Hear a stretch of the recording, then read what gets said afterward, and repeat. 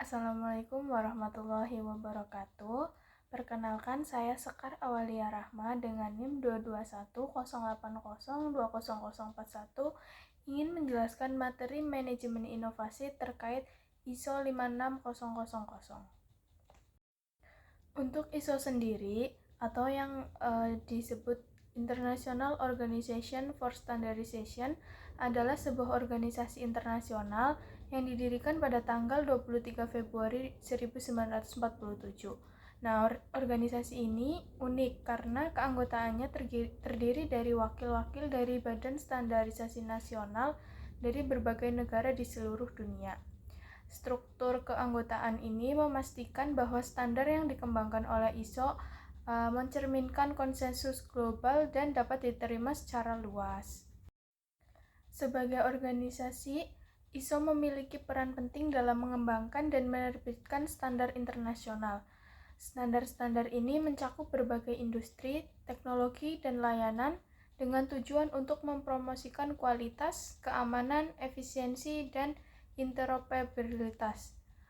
Dengan adanya standar ISO, perusahaan dan organisasi di seluruh dunia dapat memiliki kerangka kerja yang jelas untuk memastikan produk dan layanan mereka memenuhi persyaratan yang telah ditetapkan secara internasional. Nah, ISO ini dibagi menjadi beberapa bagian, salah satunya yaitu ISO 56000. Nah, untuk ISO 56000 ini adalah sebuah keluarga standar yang memiliki kerangka kerja bagi organisasi untuk menerapkan, memelihara, dan meningkatkan sistem manajemen inovasi. Standar ini memberikan panduan tentang cara mengimplementasikan dan mengoperasikan sistem manajemen inovasi.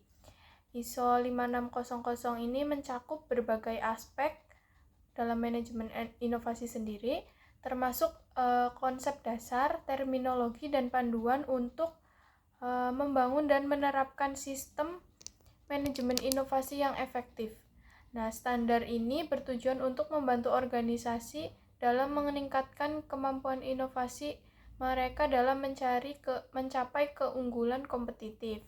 Nah, karena di ISO ini dibutuhkan inovasi sendiri didefinisikan sebagai entitas baru atau yang telah mengalami perubahan signifikan berupa produk, layanan, proses, model bisnis, atau metode yang secara efektif mewujudkan dan mendistribusikan kembali nilai.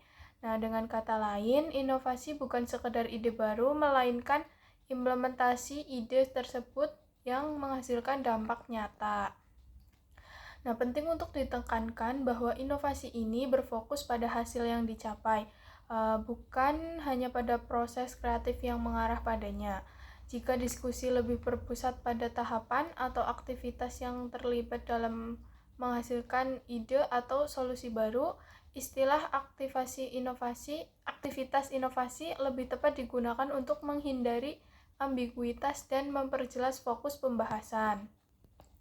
Nah, adapun di sini itu jenis-jenis dari inovasi dibagi menjadi 4, yaitu ada inovasi layanan, proses inovasi, inovasi model bisnis, dan metode inovasi. Untuk yang pertama yaitu inovasi layanan. Inovasi layanan sendiri itu berfokus pada peningkatan atau penciptaan layanan baru yang memberikan nilai tambah bagi pelanggan. Ini bisa melibatkan cara layanan yang disampaikan, fitur tambahan, personalisasi, dan peningkatan aksesibilitas. Yang kedua yaitu ada proses inovasi. Proses inovasi sendiri itu melibatkan perubahan signifikan dalam cara suatu organisasi menjalankan operasinya. Tujuannya adalah untuk meningkatkan efisiensi, mengurangi biaya, dan meningkatkan kualitas, atau bahkan mempercepat penyelesaian waktu. Kemudian yang ketiga ada inovasi model bisnis.